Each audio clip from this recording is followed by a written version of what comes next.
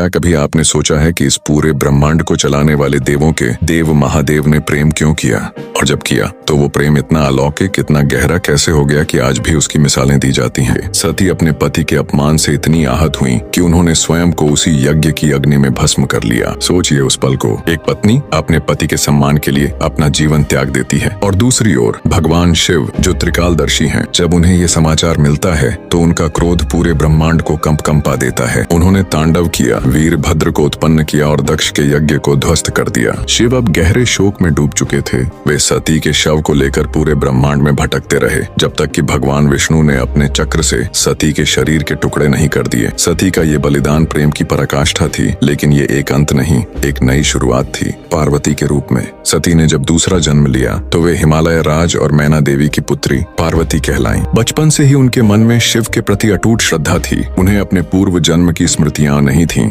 लेकिन आत्मा का जुड़ाव उन्हें शिव की ओर खींच रहा था। जब पार्वती बड़ी हुईं तो उनके माता पिता उनका विवाह किसी योग्य वर से कराना चाहते थे, लेकिन पार्वती का मन तो सिर्फ शिव में रमा था। शिव उस समय घोर तपस्या में लीन थे। वे संसार से विरक्त हो चुके थे। उन्हें वापस गृहस्थ जीवन में लाना लगभग असंभव था। तभी देवताओं को एक बड़ी चिंता सताने लगी। तारकासुर नामक एक शक्तिशाली राक्षस का वध केवल शिव पार्वती के पुत्र द्वारा ही संभव था। देवताओं ने कामदेव को शिव की तपस्या भंग करने के लिए भेजा। कामदेव ने शिव पर पुष्प बाण चलाया, जिससे शिव की तपस्या भंग हो गई, और उन्होंने क्रोध में अपनी तीसरी आंख खोल दी, जिससे कामदेव भस्म हो गए। इस घटना से पार्वती को गहरा आघात लगा। उन्होंने समझ लिया कि शिव को पाना इतना आसान नहीं है। उन्होंने निर्णय लिया कि वे भी शिव को अपनी कठोर तपस्या से ही प्राप्त करेंगी, और यहीं से शुरू होती है उस अलौकिक तपस्या की गाथा, जिसे सुनकर हर कोई नतमस्तक हो जाता है।